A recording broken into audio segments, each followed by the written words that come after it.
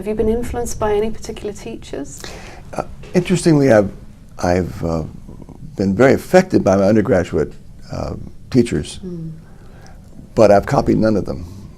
I teach in a totally different way than anybody taught me, and that's developed over the years. The people that really influenced me have been peers. Right. Going to other people's classes. There's something about going into another class and seeing how someone else has responded to the challenges differently than I have, and solved problems that I didn't have solutions to. That's been an immense advantage. And then in the last 10, 15 years, the development of really strong communities of teachers has made an enormous difference. And it changes the whole nature of the job when you have people to talk to about what you're doing, to share your successes with, to talk about the problems you're having.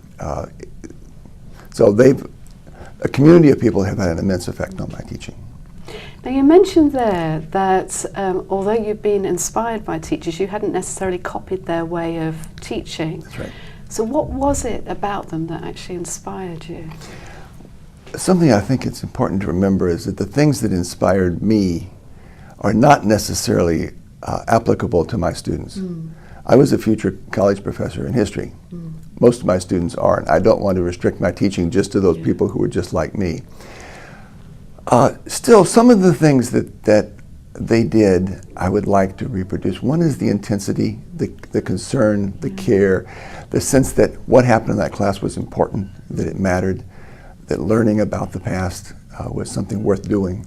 That I try to continue. The techniques they use, the approaches, are very different than anything I would do today.